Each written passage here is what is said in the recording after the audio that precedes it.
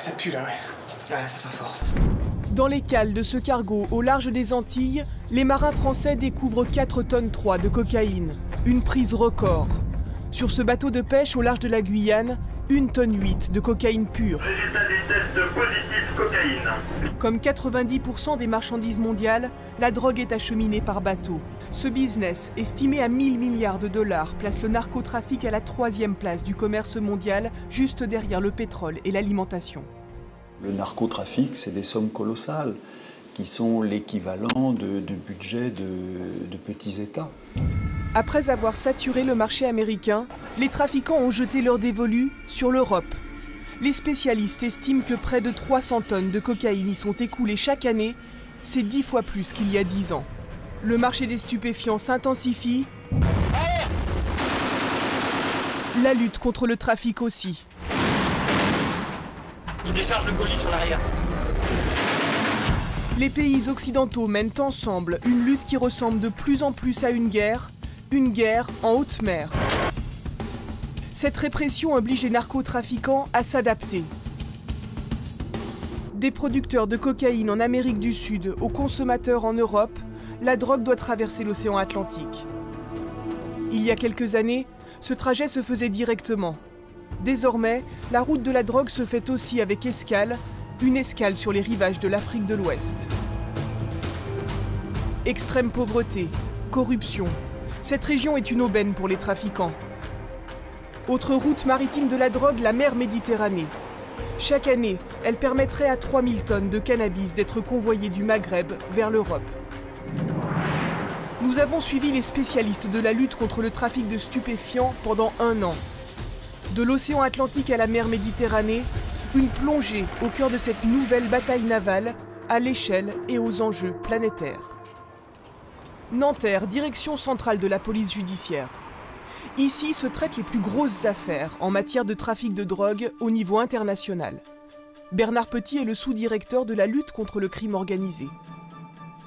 On parle encore une fois du narcotrafic par voie maritime, c'est-à-dire le summum des organisations criminelles. On a affaire à des gens qui ont, je vous l'ai dit, des gros moyens financiers, mais qui ont intégré tout un spectre très large pour mener à bien leur activité. Les Antilles sont le premier barrage entre l'Amérique du Sud, haut lieu de production de la cocaïne, et l'Europe, haut lieu de consommation. Dans la mer des Caraïbes, la lutte contre le narcotrafic est internationale. Le bras armé de la France dans ce combat, c'est le Ventose. En 2006, le Ventose arraisonne à 1000 nautiques, soit 1600 km des côtes antillaises, un cargo panaméen, le Ciudad de Oviedo. Après 72 heures de fouille, il découvre dans une cache, au fond de ses cuves, ses ballots. Ouh là là, la vache. Victor de fouille. On est dans le ciel. On est dans le ciel. C'est le nom de code pour la découverte de la drogue. 4,3 tonnes de cocaïne pure.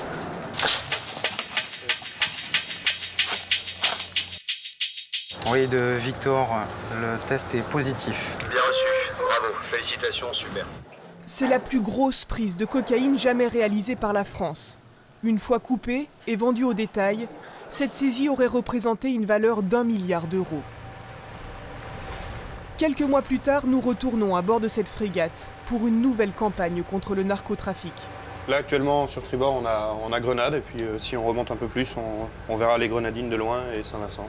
On est pile poil dans la zone intéressante pour les trafics de drogue que nous ciblons actuellement. Donc là, ce qu'ils font, c'est qu'ils évacuent leur cargaison de drogue de l'Amérique du Sud, et le Venezuela en particulier, vers toutes les îles du nord de la Caraïbe, à partir desquelles ils vont pouvoir après envisager des transits vers les États-Unis ou vers l'Europe. Le Ventose patrouille depuis 10 jours dans cette zone sensible. Comme pour chaque opération anti-narco, il est en relation permanente avec le renseignement international. Le renseignement est parfois très lointain. Il vient d'Amérique du Sud, il vient de la Caraïbe, et les gens qui ont le renseignement, ils ne peuvent pas l'exploiter.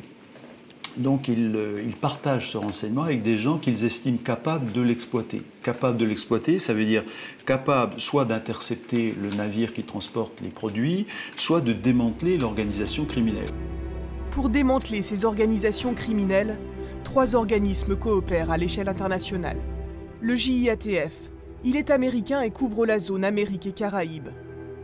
Le MAOC, l'organisme européen basé au Portugal, pour l'Europe et l'Afrique de l'Ouest. Et depuis peu, le CECLAD, d'origine française, remplit également cette mission en Méditerranée. 3 structures qui regroupent de nombreux États et travaillent de concert pour lutter contre le narcotrafic.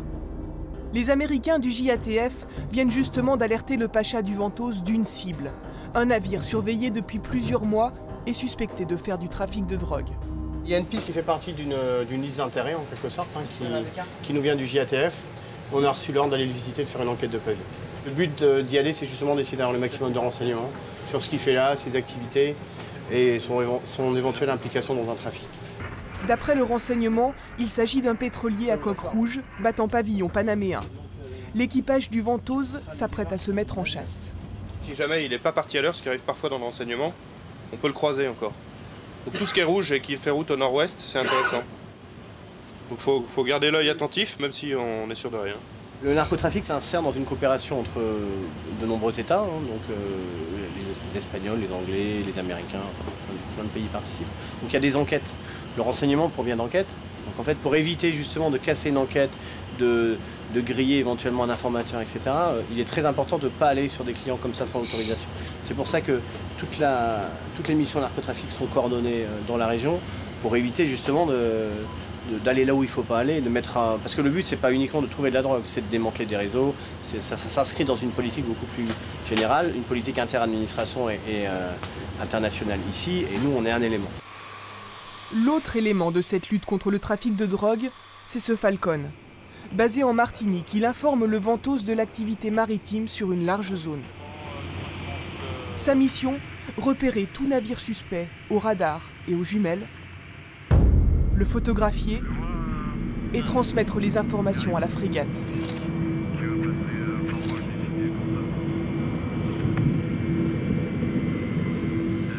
Suite au renseignement des Américains, le Ventose se dirige vers la position du Swan, le navire suspect.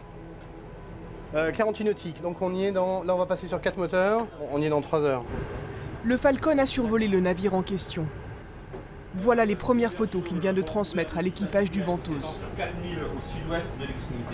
Ces photos donnent une première idée du type de navire auquel ils vont avoir affaire. Car dans quelques heures, ils seront à bord. François Perolaz est commissaire aux armées. C'est lui qui sera chargé de mener l'enquête de pavillon. Dans le cadre d'une enquête de pavillon, on a juste le droit de vérifier dans les locaux s'il n'y a personne qui est caché ou s'il n'y a pas de danger pour notre équipe de visite, simplement.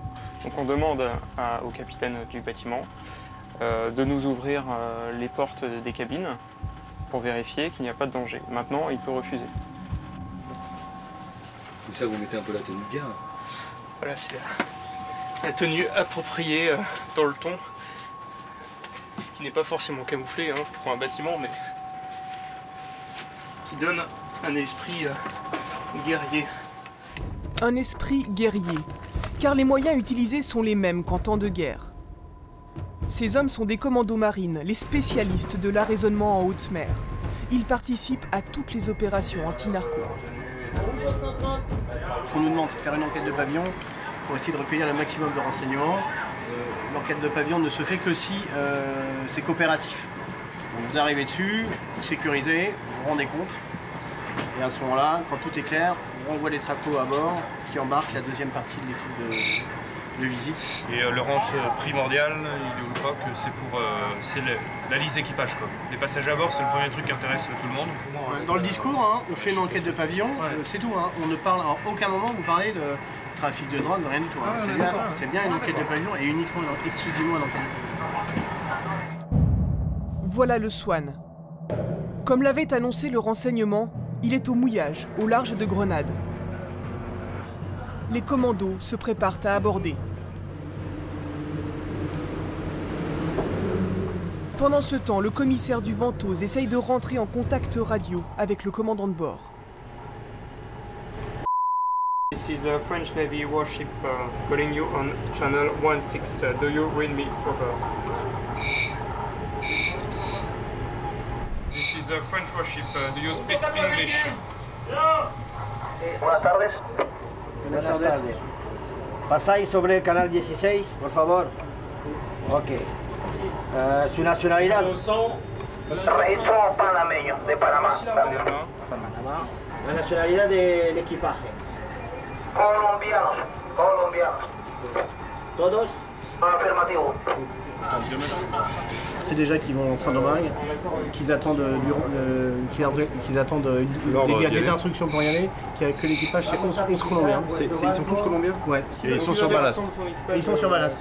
Sur ballast, c'est-à-dire qu'il n'est pas chargé, c'est-à-dire qu'il n'a pas de pétrole et que donc il a rempli une partie de ses cuves d'eau pour être stable. Donc en gros, ça veut dire qu'il est vide, qu'il est au mouillage et qu'il attend quelque chose pour remonter vers Saint-Domingue.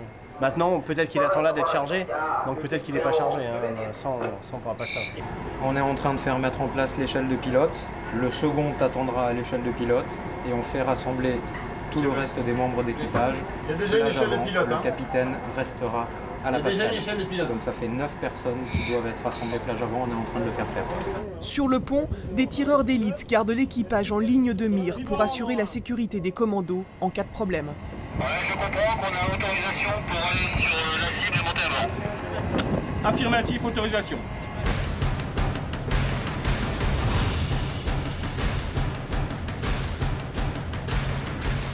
Montés à bord sans encombre, les commandos et le commissaire peuvent commencer l'enquête de pavillon. Comme d'habitude sur ce type de navire, une affiche de bonne conduite. La même trônait dans les couloirs du Ciudad de Oviedo où avait finalement été découverte 4,3 tonnes de cocaïne.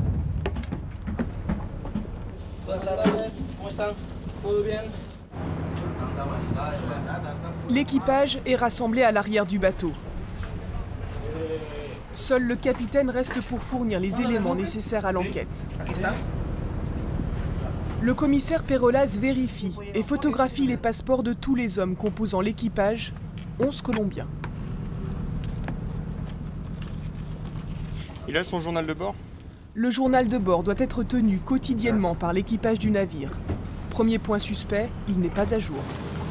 Là, t'as le journal de bord qui n'est pas complet à jour. Il s'est arrêté la semaine dernière. Dès que tu as contrôlé les passeports, tu me les files, qu'ils puissent aller vérifier les tronches. Hein. Aucune précision donc sur l'activité de l'équipage depuis qu'ils sont au mouillage. Ça marche. Le chef des commandos va tenter d'en savoir plus sur les raisons de leur attente. Una máquina? Una máquina. Sí?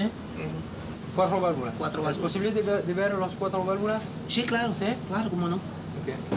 Vámonos. Le capitaine du Swan justifie l'immobilisation de son bateau par une avarie moteur. Avec le second, tu lui dis qu'ils prennent toutes les clés du bateau et puis tu fais un tour de tous les locaux comme on fait d'habitude. Two. Kiss.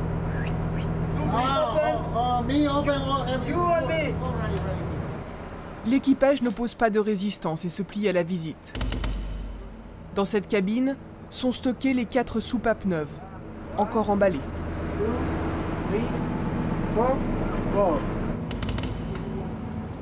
Le commando fait ouvrir toutes les portes et observe le moindre détail qui pourrait mener sur une piste. Dans les congélateurs, de quoi nourrir l'équipage pendant plusieurs semaines.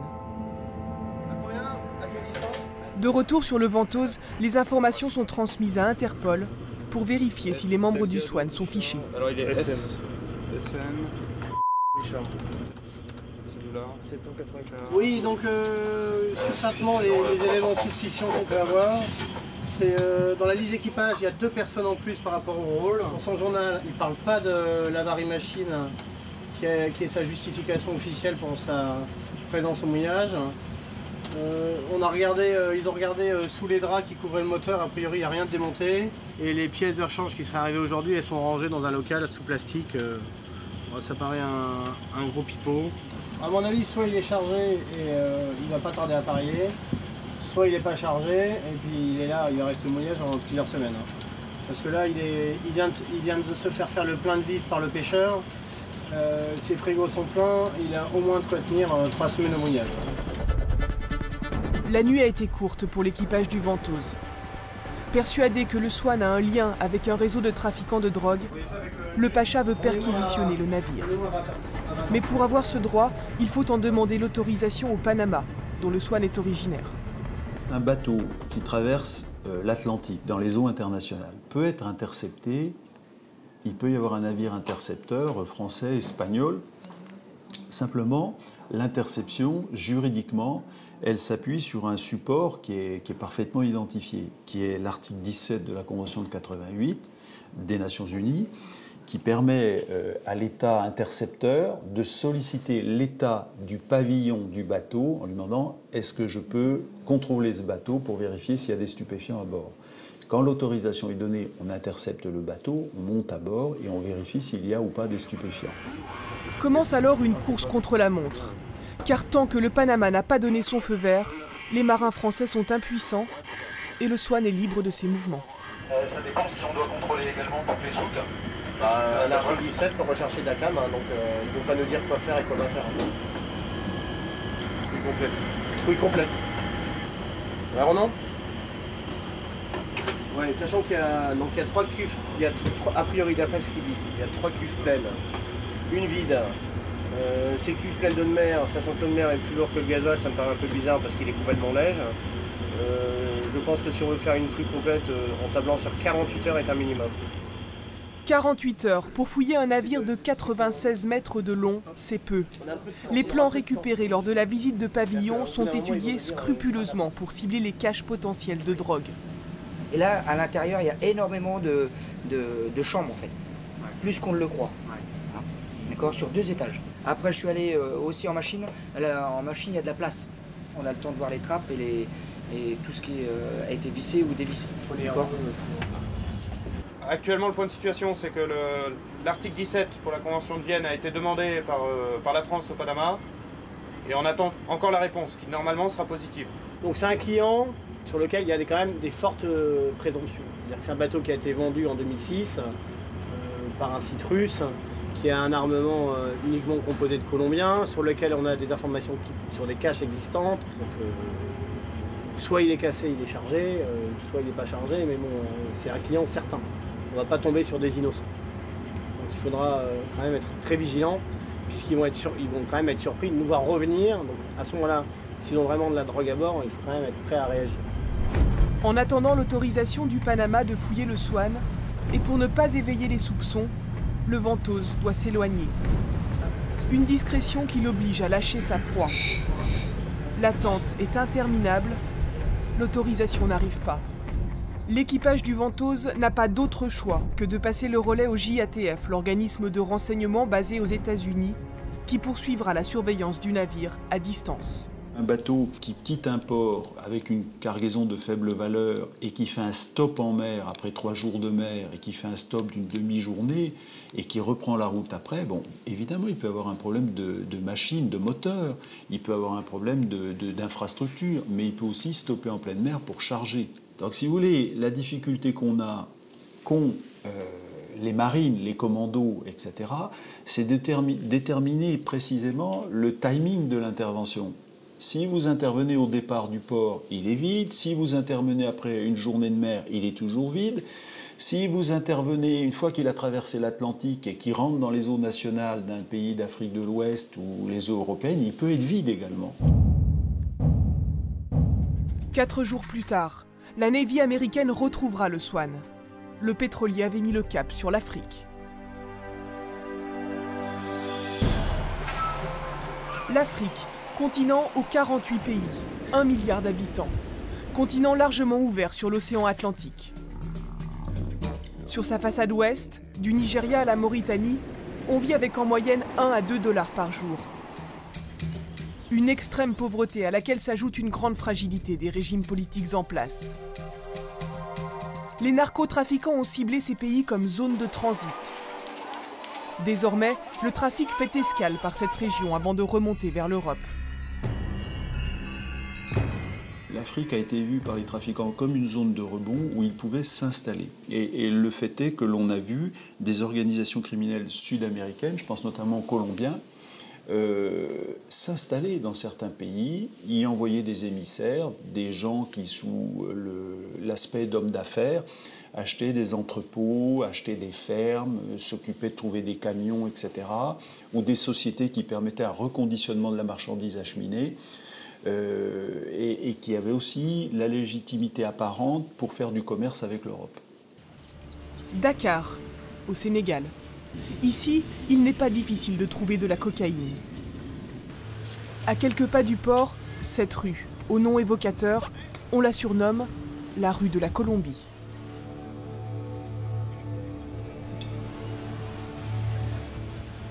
C'est ici que nous rencontrons Joseph. Il est dealer. Il nous entraîne dans un parc pour nous parler de son commerce. Oui, j'ai du coke. J'ai du coke et du caillou là. Ça, c'est 2000. Et le caillou là, c'est 5000. Le caillou, c'est du crack, un dérivé de cocaïne. Joseph en vendrait 50 par jour, et autant de sachets de cocaïne. Son commerce est en pleine expansion. Il n'y avait pas du coke, quoi. On ne le connaissait pas, quoi. Moi, je l'ai connu, ça fait presque 3 ans, je peux dire, quoi. Ouais, avant, je vendais du chanvre indien seulement, quoi. Mais ça ne rapportait pas beaucoup d'argent, quoi. Mais le coke, ça rapporte beaucoup d'argent, quoi. La cocaïne dans les rues de Dakar, un phénomène récent. Un phénomène qui montre que la poudre blanche transite désormais par l'Afrique de l'Ouest. Si, il y a des bateaux qui amènent du coke ici. Oui. Ça n'arrive pas avec les petits bateaux, ça arrive avec les gros bateaux en cachette, quoi. Avec les conteneurs, là. On met des fois dans les scooters, des fois dans les voitures, des fois dans les marchandises comme les habits. Joseph se fournit sur le port. Il est l'un des maillons d'une stratégie élaborée par les narcotrafiquants. Vous avez le narcotrafic, on amène la marchandise par bateau en grande quantité, elle est fractionnée, répartie entre différentes organisations, puis réenvoyée sur l'Europe à destination des marchés de consommation. Mais il y a un essaimage du produit qui fait qu'une partie du produit reste sur place dans le pays, avec des effets, j'allais dire, dramatiques pour le pays, puisque vous avez une possible consommation de stupéfiants qui se développe, avec une atteinte en termes de santé publique qui est considérable. Un trafic au grand jour, malgré la présence des policiers dans ce quartier. La police, on les paye chaque mois, quoi.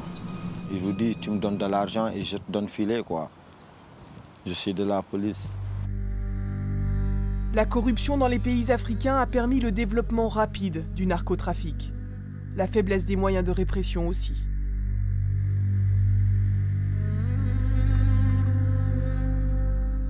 Vous avez un effet de dumping sur les organisations criminelles locales auxquelles on n'est pas toujours confronté, parce que les choses vont très vite avec l'argent du narcotrafic, ça va très vite, et les services répressifs du pays ne sont pas toujours adaptés ou armés, simplement, armés pour faire face à quelque chose qui mute, un virus qui mute à grande vitesse et qui devient particulièrement agressif, violent, avec des grands moyens. Donc voilà, ça pose un vrai problème. Ce virus, on le retrouve à 2500 km au sud de Dakar. Cotonou est la capitale économique du Bénin, autre pays bordé par l'Atlantique. C'est aussi l'un des plus gros ports de l'Afrique de l'Ouest. Les narcotrafiquants n'hésitent pas à recruter dans la population les passeurs. Et des candidats prêts à risquer leur vie pour gagner les dollars de la drogue, il y en a de plus en plus. Les mules, aussi appelés bouletteux, sont devenus un fléau pour l'Afrique de l'Ouest, comme en témoigne cet extrait du journal de 20 h. Le professeur Kiemoko Bagnan doit extirper 108 capsules de drogue du ventre de cette dame de nationalité congolaise. Il s'agit d'une patiente qui a été amenée ici d'urgence d'une pharmacie de la place pour perte de connaissance et douleurs abdominales. Il y a eu une rupture de l'une de ces capsules et c'est ça qui a entraîné le malaise parce que le produit est absorbé et ça va au cerveau, dans le foie, dans le rein, etc. À l'office des stupes béninois, le commissaire Dossou fait un constat amer. La pauvreté sévit durablement dans nos pays.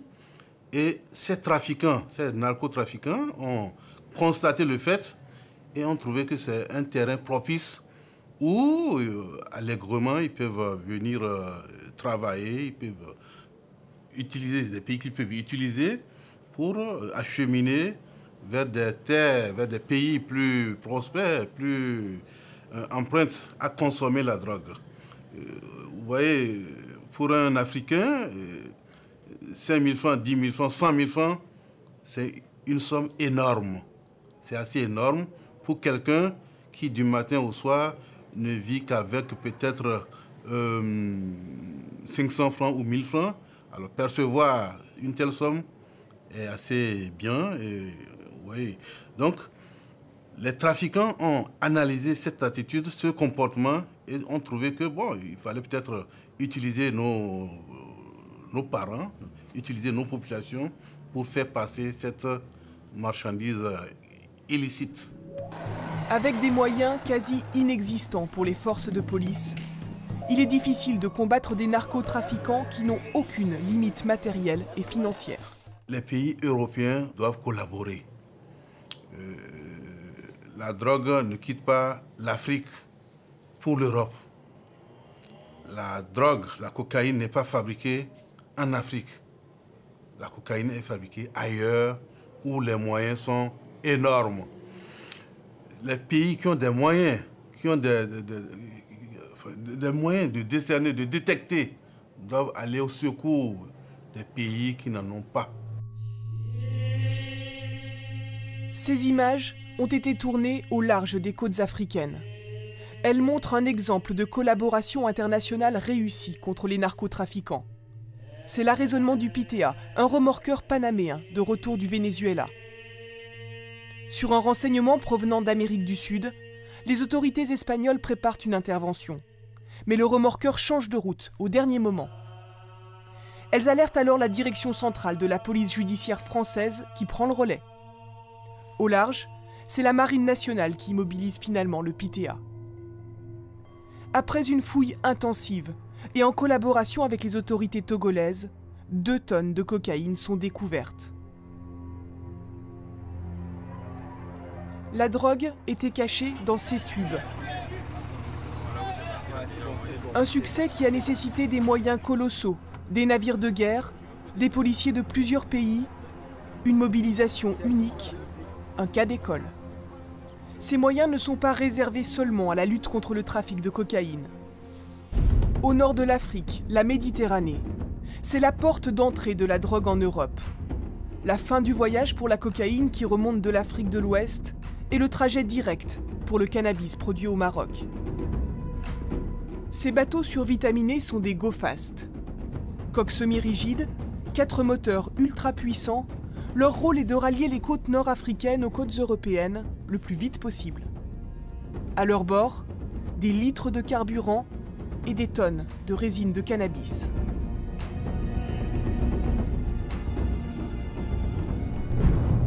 Toulon, octobre 2009. Le Guéprat s'apprête à partir en mission. Cette frégate de la Marine nationale est spécialisée dans la lutte contre le narcotrafic et traque tout particulièrement ses go-fast. À son bord, 150 hommes d'équipage. Le commandant Jacques Legendre est le pacha du Guéprat. C'est lui qui va diriger l'opération. Sous ses ordres, un hélicoptère, des douaniers spécialistes de la lutte anti-stupéfiants et des commandos marines. Direction une zone clé du transit de drogue entre l'Afrique et l'Europe. Il y a des zones de pêche marocaines, il y a plusieurs hauts-fonds qui sont à 30 nautiques au large du Maroc. Et le renseignement dit que les go-fast aiment bien se noyer dans les nuages de pêcheurs marocains pour se camoufler. Et par ailleurs, c'est à prendre en compte pour la discrétion. Il est très probable qu'il y ait des contacts fréquents entre pêcheurs et trafiquants. Initialement, il y avait des transits courts entre le Maroc et l'Espagne. Et puis, comme l'Espagne a mis en place un système de surveillance efficace, les trafiquants sont obligés d'aller chercher beaucoup plus loin. Pour repérer les go-fast dans un périmètre plus large, les pilotes d'hélicoptères se préparent à décoller. Bon, si vous tombez sur un go-fast, vous le reportez, on le marque discrètement. L'hélicoptère qui va traquer les go-fast, c'est ce Panther. À peine le jour levé, il quitte le Guéprat pour une première mission de surmar, surveillance maritime en langage militaire. Le Panther sera les yeux de la frégate. Il va patrouiller pendant plusieurs heures et reporter toute activité suspecte. À son bord, 2 hommes équipés de jumelles vont scruter l'horizon à la recherche des sillages provoqués par les moteurs des bateaux, repérables de très loin.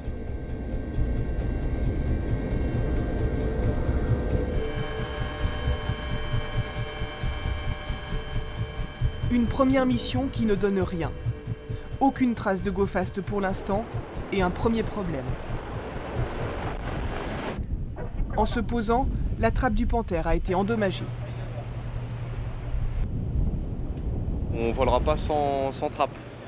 Donc si on ne peut pas la réparer, s'il ne faut pas y toucher, ça veut dire qu'en gros on reste cloué au sol. Et sans hélicoptère, la mission s'arrête, car il est le seul à pouvoir rattraper un go-fast bien trop rapide pour la frégate. Mais sur le pont, une cible est détectée. On a l'impression d'avoir quelque chose de tribord 10, une petite embarcation tribord 10. L'homme de quart a repéré aux jumelles un bateau suspect. Il faut maintenant s'assurer qu'il s'agit bien d'un go-fast. Est-ce qu'on pourrait avoir la distance? Sur la passerelle, l'équipage se met en chasse. Tu peux répéter, tribord combien? Tribord 10. Qu'est-ce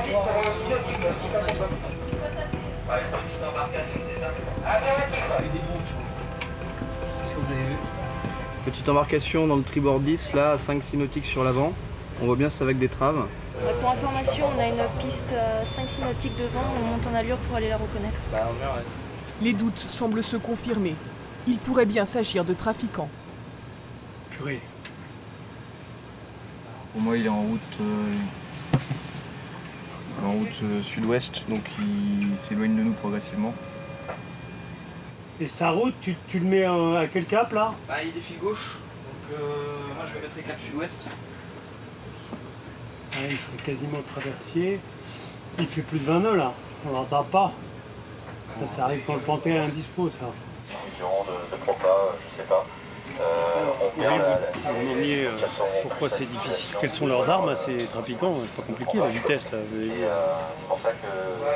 Il est à 25 ou 30 nœuds, c'est-à-dire une vitesse déjà supérieure à celle que nous pouvons faire.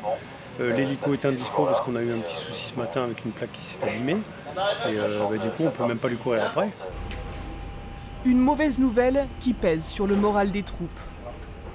Heureusement, dans le hangar du Panther, les mécaniciens s'activent pour réparer la trappe endommagée. Elle sera bientôt prête. L'hélicoptère va enfin pouvoir redécoller. Avec la météo mauvaise qu'il a faite, il nous reste en fait aujourd'hui et demain toute la journée pour pouvoir faire un gros coup.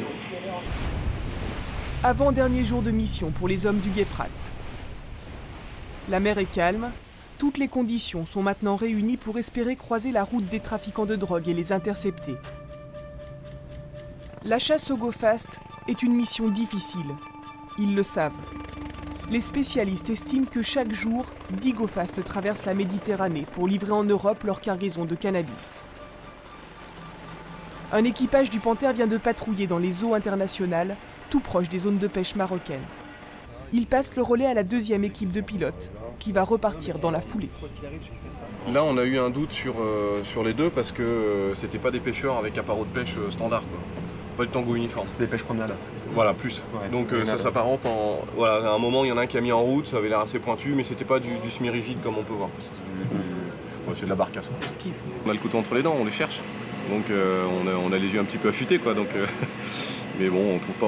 On espère que l'autre équipage qui va partir là en surmar va les trouver. Enfin, va en trouver. Maintenant, normalement, vu les conditions, s'il y en a, on devrait les voir. Quand on voit les sillages de certains bateaux, on les voit de très très loin. Donc, Au radar, il est impossible de distinguer un bateau de pêche d'un go-fast chargé de cannabis. Les trafiquants le savent et se servent de cette ressemblance pour passer inaperçus. Il faut garder la niaque, quoi. Voilà, faut y aller en se disant on n'est jamais à l'abri d'un coup de bol et puis ils sont forcément quelque part, donc faut les trouver. Et puis le départ, on n'a pas eu trop de chance, faut espérer qu'elle nous cerise maintenant. On y croit. Les éléments sont favorables, donc... C'est-à-dire la mer est calme, on a des bonnes portées radar. Et il fait beau.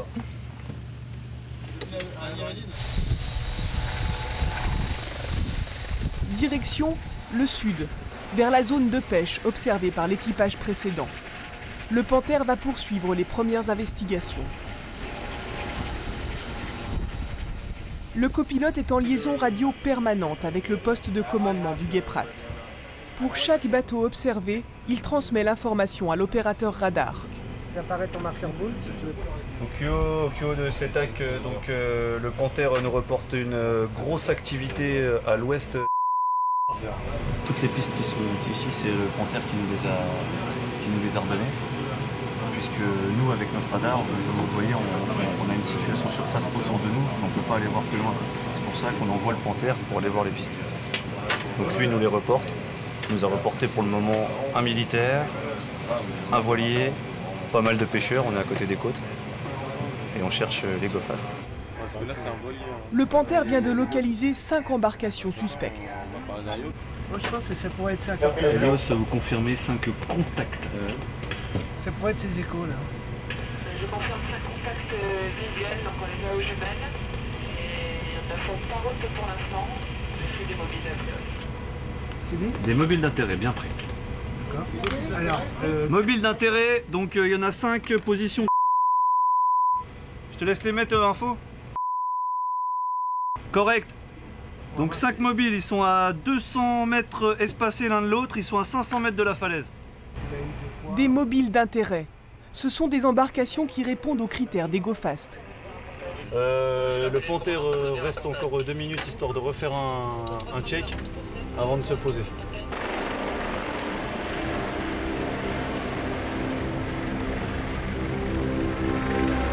On a chopé 3 GoFast à l'arrêt, avec 4 moteurs chacun. Vous les avez vus? On les a vus et voilà, on espère qu'ils ne nous ont pas vus. D'abord radar et ensuite à la vue. Et voilà, donc ils sont pas loin du bateau. Mais là on décolle pour aller les rechoper. Si l'hélicoptère s'est posé quelques minutes seulement, c'est pour faire le plein de carburant et embarquer 2 tireurs d'élite pour immobiliser les GoFast. De leur côté, les commandos se préparent à l'assaut. Ils seront les premiers au contact des trafiquants. Cette alerte confirme que l'opération est imminente. Ces hommes appartiennent aux unités des forces spéciales. Ils sont appelés sur toutes les opérations sensibles en haute mer. Ce sont eux qui ont libéré les otages retenus au large de la Somalie l'année dernière. Ils attendent le signal du commandant Legendre pour partir intercepter les trafiquants.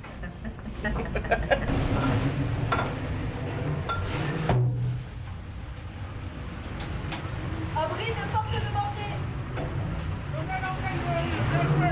Porte de portée ouverte. Est-ce que le personnel peut embarquer? Oui, reçu, allez-y. Les commandos sont maintenant à bord de leur rétraco, prêts à intervenir sur ordre du commandant qui prend la direction des opérations. L'étraco est à l'eau, on attend derrière. Parfait. Prochaine étape, relocalisation par Panthère. Puis on dirigera à ce moment-là l'étraco vers le pont. Pour l'instant, le commandant est en train de mettre en place son dispositif aéronaval pour faire rentrer cette piste suspecte dans une souricière. Si ce GoFast est chargé en résine de cannabis, comme c'est la plupart du temps le cas, le commandant du bateau va prendre des dispositions pour le faire stopper. C'est-à-dire ça va être différentes manœuvres en fait, avec frégate, étraco et l'hélicoptère du bord. Ici, le passe arrêté. Il s'arrêtera quand même. Ils sont en train de fuir vers le... À tous de commandement, je crois que les minutes sont comptées s'ils sont en route vers les eaux territoriales marocaines. Donc on va demander la rupture de discrétion et on met le Panthère le plus vite possible sur les contacts. Voici les 3 GoFast repérés par le Panthère. l'hélico se lance à la poursuite de celui qui semble le plus chargé. Ça y est, on est au contact, ils sont chargés. Il répond pas au pas de Pilote est en bleu. 4 packs, c'est 4 moteurs. 4 packs. Intimidation reçue. Helios de Darn, effectuez warning avant tir d'avertissement. En présentant ce panneau aux trafiquants, le tireur d'élite les somme de s'arrêter. Le Gofast ne répond pas au warning. C'est un premier avertissement. Manœuvre évasive. Pas de nom. Manœuvre évasive, faut noter tout ça. Hein. Manœuvre évasive en cours. Il essaie de passer sous l'hélicoptère pour le venir. Dynamo. Reçu Dynamo. Helios de Darn, effectuez warning avant tir de neutralisation sur les moteurs hors bord.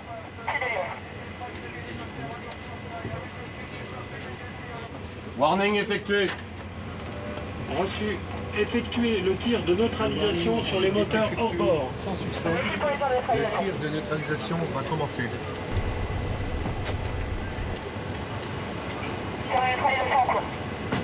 Tir de neutralisation en cours. Dynamo toujours. Ça veut dire qu'il y a un largage des valises marocaines. Clairement, ils jettent par-dessus bord la drogue, ils s'en séparent. Encore Dynamo. Pour information, il est encore à 20 nautiques de ses eaux territoriales. Oh purée, combien il y en a de ballons? Tir de neutralisation toujours en cours. Ces balises jaunes lancées de l'hélicoptère serviront à localiser la drogue. Car la course-poursuite avec le Gofast dure depuis plusieurs minutes et les premiers ballots abandonnés par les trafiquants sont déjà loin. Cette tache jaune restera visible à la surface de l'eau, le temps de venir récupérer la drogue. Les moteurs du Gofast sont hors service, la chasse est terminée. Ok, le bateau stop, il lève ses mains. Le bateau stop, il lève les mains.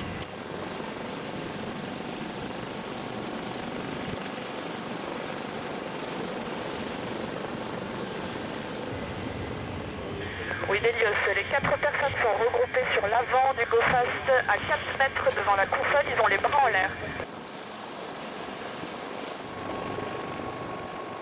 Les commandos viennent prendre la relève du Panther, dont les tireurs d'élite ont tenu en joue les trafiquants jusqu'à leur arrivée. À chaque arraisonnement de Gofast, les mêmes méthodes pour limiter les risques de représailles. Les trafiquants sont regroupés sur l'avant du bateau, loin des commandes, à genoux et les mains sur la tête. Les commandos peuvent maintenant monter à bord et les arrêter.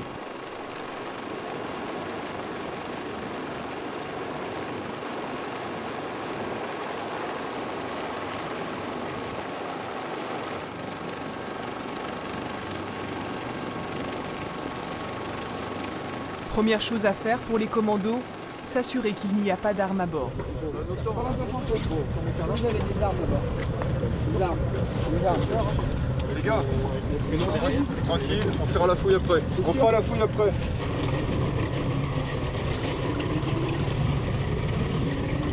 Là, il y a une machette là.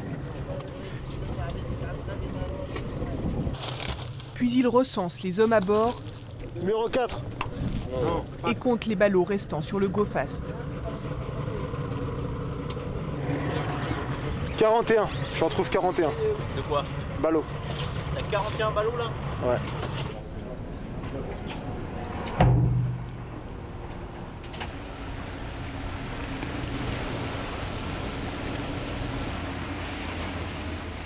Retour sur le Guéprat avec les interpellés.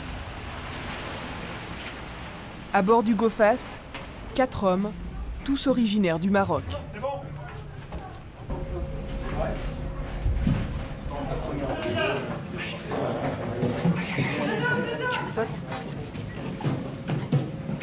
Deuxième client à bord. 2 clients à bord. 2 autres. 2 autres. 3 clients à bord. Les 4 hommes arrêtés sont pris en charge par le douanier. C'est lui qui va orchestrer toute la procédure jusqu'au retour sur le sol français.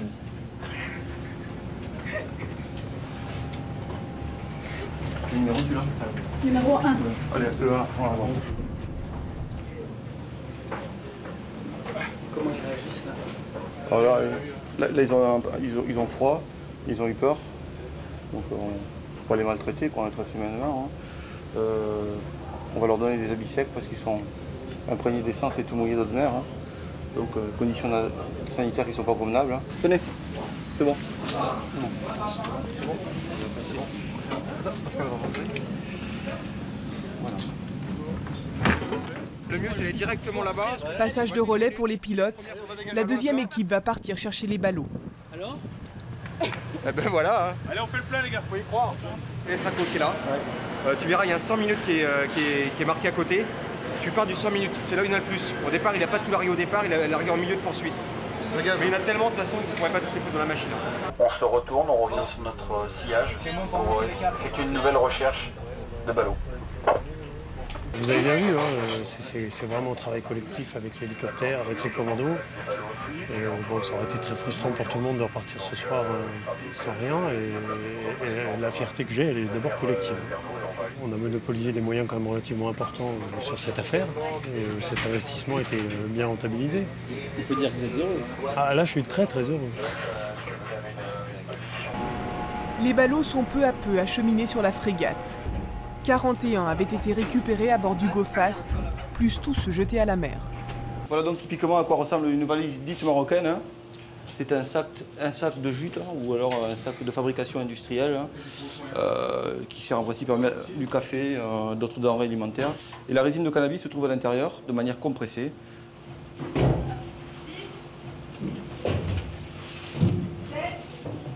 La pêche a été bonne? La pêche a été très très bonne, ouais. Très très bonne pêche. On va faire quelques tests sur quelques-uns d'entre eux et on va tous les percer de part en part avec une perceuse pour s'assurer que c'est bien la résine de cannabis et qu'il n'y a pas un autre produit qu'une poudre blanche qui est cachée à l'intérieur. Ça c'est les tracos? Les tracos. Ok, photo. Reçu.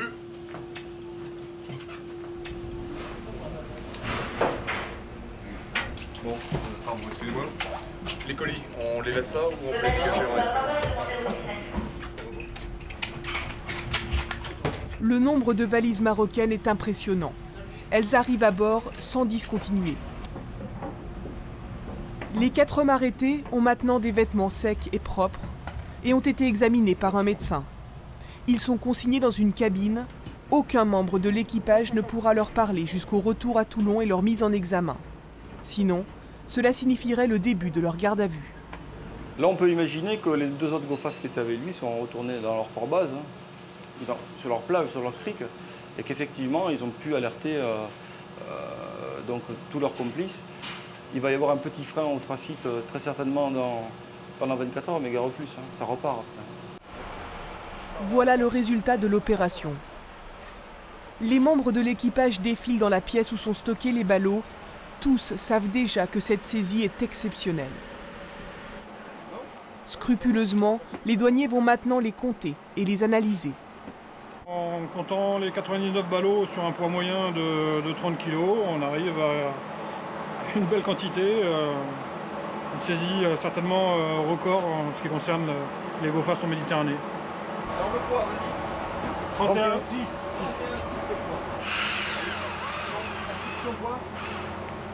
« 0034. Résine. Avec une bande rouge. » Cette opération se fait en présence du pilote du Go Fast. Il ne veut pas signer.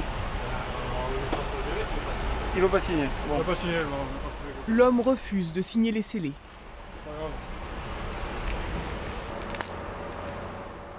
La drogue a été emballée sous d'épaisses couches de ruban adhésif pour rendre les valises étanches. Chacune contient des dizaines de savonnettes portant le sceau du producteur. Crocodile, crocodile, c'est la marque d'origine imposée par certains fabricants pour faire reconnaître leur production. Qu'est-ce que vous faites là? Là, je réalise un test de détection de stupéfiants, en l'occurrence pour de la marijuana, pour vérifier qu'il s'agit bien de résine de cannabis. Il s'agit d'un réactif chimique qui réagit aux substances actives des produits stupéfiants. Le test à violet preuve qu'il s'agit bien de résine de cannabis. Belle couleur violette. Le principe actif a été augmenté considérablement avec des semences qui proviennent en principe de Hollande et qui augmentent le taux de THC qui est le principe actif même de la résine de cannabis. Donc il y a des fortes teneurs en THC maintenant, même sur la résine marocaine. Ça n'a plus rien à voir avec la résine qui se consommait dans les années 60, c'est beaucoup plus fort. Le trafiquant qui avait gardé son calme jusqu'à présent est rattrapé par la réalité. Une réalité qui se chiffre à 3 tonnes de résine de cannabis. C'est la plus grosse saisie jamais effectuée par la France sur des go-fast. Sur le marché, cette drogue se serait écoulée pour près de 20 millions d'euros. Fin de mission pour le Guéprat. Les trafiquants sont remis aux autorités françaises. Jugés, ils ont été condamnés à des peines de prison ferme allant de 5 à 7 ans. Un des maillons de la chaîne du narcotrafic a été rompu, une goutte d'eau dans l'océan. À l'époque de la mondialisation, la mer et les océans participent à tous les échanges commerciaux, seul moyen d'acheminement important de marchandises entre les continents. Pour le crime organisé, l'espace maritime est devenu un enjeu majeur. Pour les autorités internationales, de mieux en mieux fédérées, le démantèlement de ces réseaux criminels est une priorité. Mais la mer est immense et s'y cacher est facile. Au jeu du chat et de la souris, les mafias de la drogue, dotés de moyens exorbitants, ont souvent une longueur d'avance. Chaque coup qui leur est porté entraîne une parade et un changement de trajectoire. Aujourd'hui, c'est l'Afrique de l'Ouest qui en fait les frais. Mais demain, quelle sera leur prochaine cible ? C'est une bataille navale à l'échelle planétaire qui s'engage.